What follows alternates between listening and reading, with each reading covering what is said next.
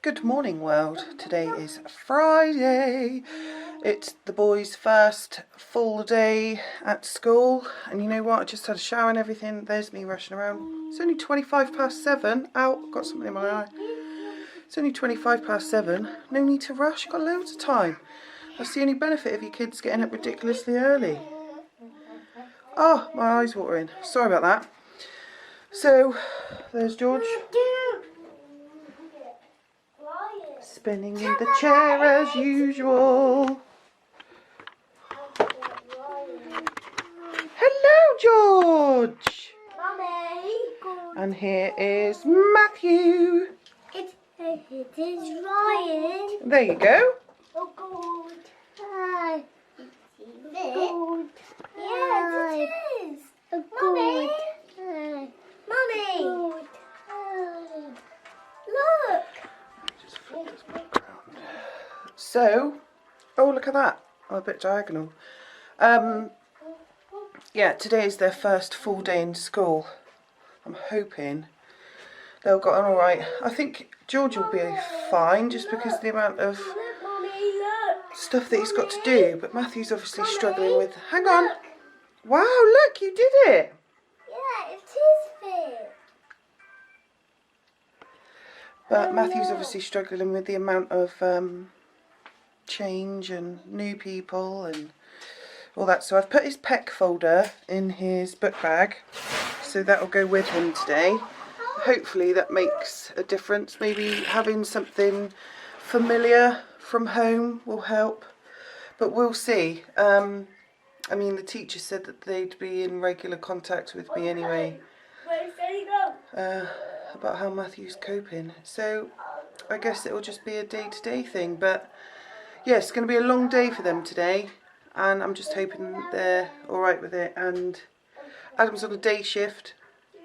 So it's me doing pick up and drop off, which, well, I guess I'm used to. It's just getting into this new routine. So they're just chilling out, watching their tablets. Matthew's playing with his Thomas. And give it an hour or so, and we'll be taking a nice walk up. So, let me just show Matthew quick, playing with his... Oh, no, Are you playing with your trains? yes. Good. Dancing. And which train have you got? Ryan. He's called Ryan. Yeah. Is he? Yeah. You going to say hello to the camera? Oh no, Ryan's gonna crash. Is it Ryan? It is Ryan. Well done. I didn't have a clue. I know, Ryan's gonna crash. So there's Adam telling me that I've got to take it easy today because it's my first, day with other boys. We're still decorating the hallway, look. I don't suppose you could tell.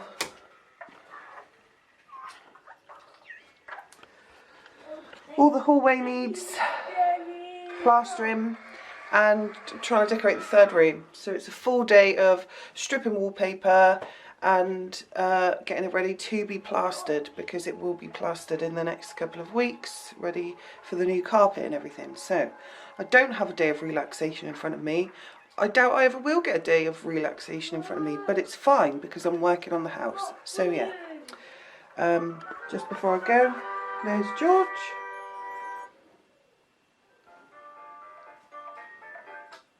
Quite happy. So I will check in whenever I can today, especially when they get back from school. Bye. So I'm not gonna lie, this is weird. It's like 1 o'clock. I've done all the cleaning, washed the bed sheets, dried the bed sheets, hoovered, polished, cleaned the bathroom, stripped some wallpaper in the third room.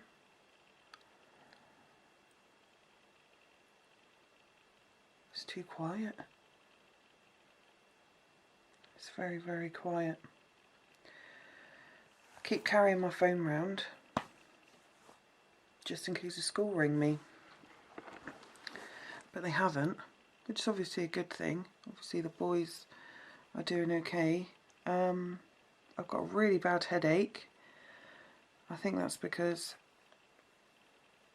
all morning I was thinking I'm missing something. What am I forgetting? Yeah, my glasses. So I've had a really bad headache. Both the boys went in okay. Picked Matthew's option for lunch. It was the best I think that they had. Don't think he'll eat it. It's fish cake. He's gone off fish cake. So yeah, I'm really hoping that they've both had a good day. As soon as George saw his 1-to-1, that's it. He was raring to go. He's quite upset with the wait because obviously I've got to get Matthew in for 9 or thereabouts, and then George in for 9:15. So I walked out of the school, Matthew's school, and just had to take the slow walk round. So George was really unhappy, but I'm hoping the more that we do it, he'll just get used to the routine and will realise that he's not going home, he is going to school, and it's only next door. So yeah, as soon as he saw his 1-to-1, he was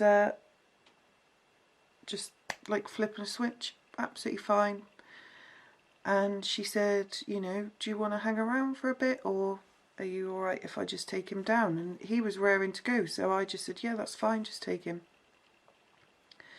So I've got no doubt that George is gonna have a good day. I'm sure they're both gonna be extremely tired when they get home. I could see Matthew not being happy about walking or anything, but we'll see. So yeah, I've got like I'm so not used to this phone. It's 1:10. So I've got just under 2 hours before I go and get them, and then I'll do a vlog when I get back. Although the battery on this is going to die, but I'll try my best. Okay. Matthew, did you have a good day at school? Yeah. Your first full day at school? Yeah. And you walked home nicely? Yeah. Are you tired? Yeah. Should we go and see what George is doing?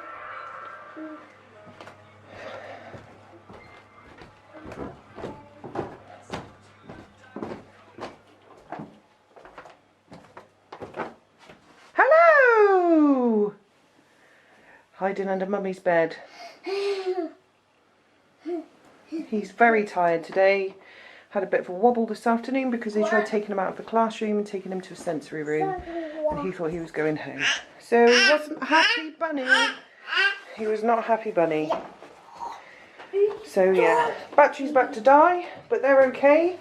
Come in, had something to eat, drink, just about to do their dinner. So yeah, they seem to get on alright, but next week will be the test because it's a full week.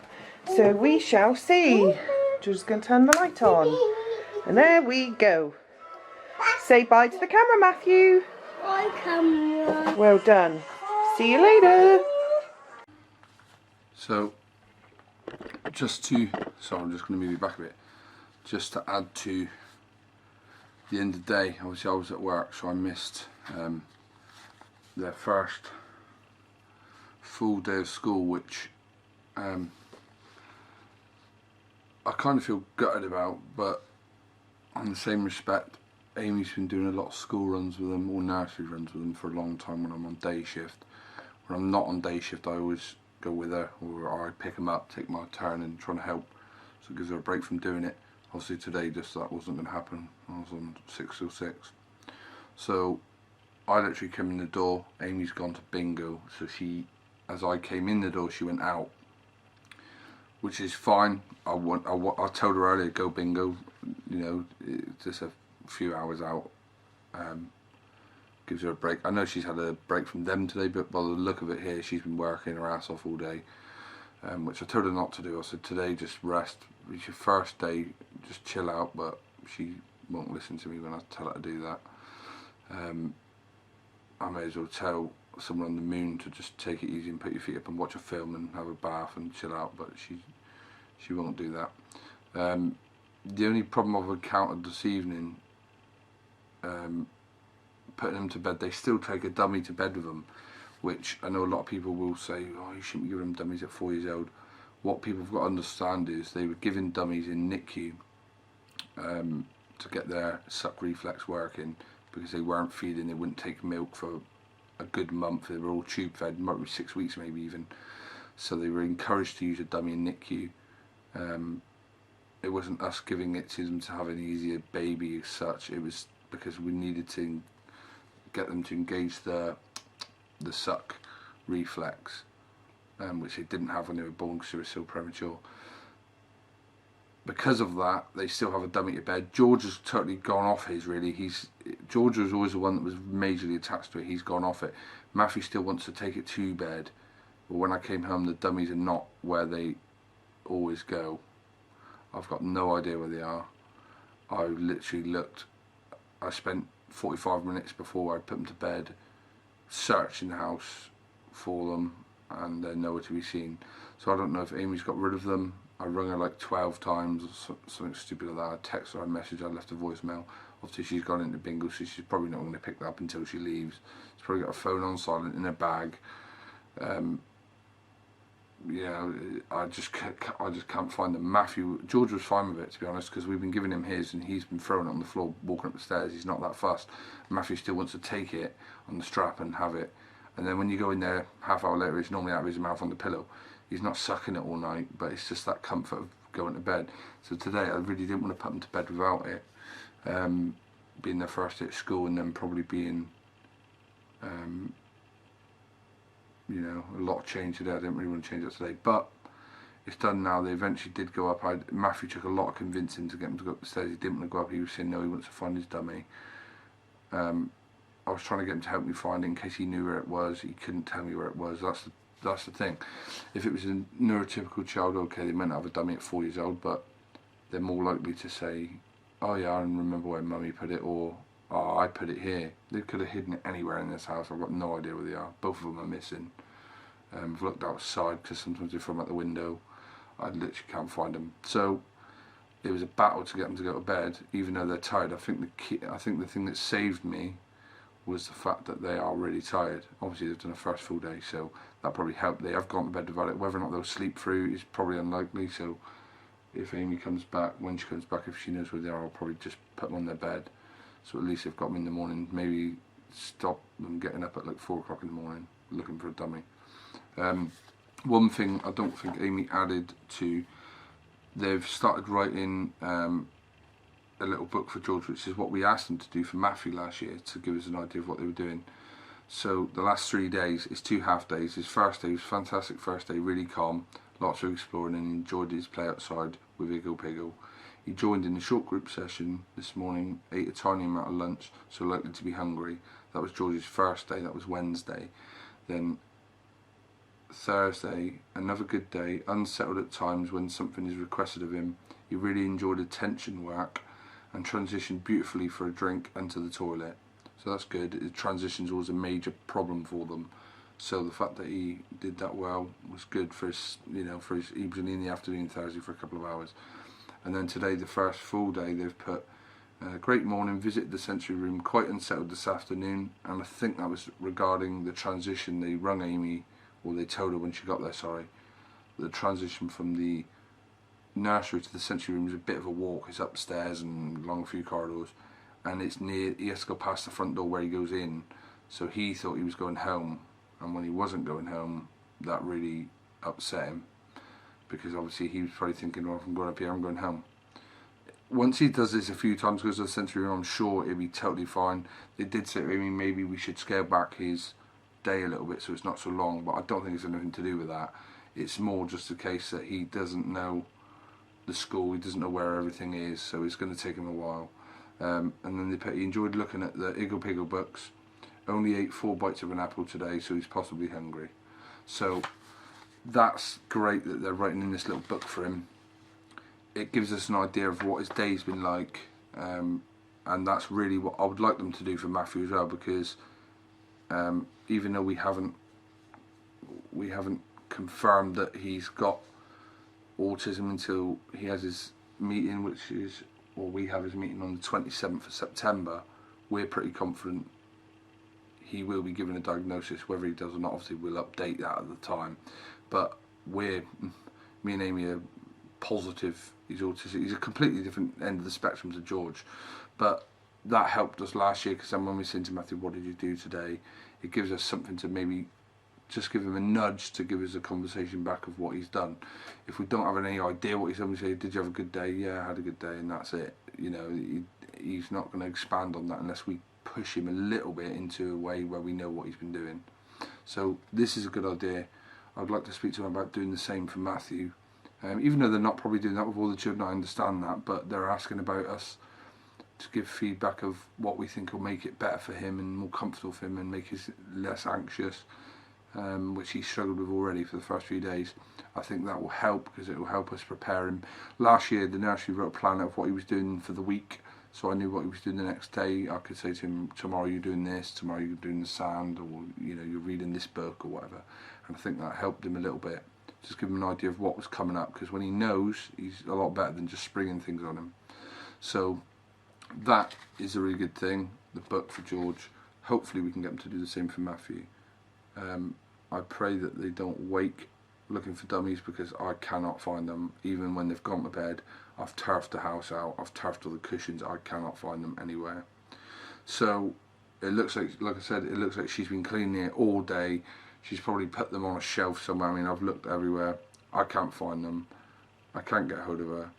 So I just have to hope that George will be fine, because he doesn't even have his dummy in his mouth, but Matthew does have it in his mouth. And if he can't find it and the odd time he wants to have a suck on it, he'll start crying in the night. And if he gets too worked up, he's not going to sleep. And obviously that isn't going to be good if he's waking up at 4 o'clock in the morning because he's looking for a dummy. So I will keep looking for it, but we'll see. I'm going to have dinner. I'm going to have something now. I've just put some dinner in. No doubt Amy's probably going to eat a bingo. So I'll just edit this vlog.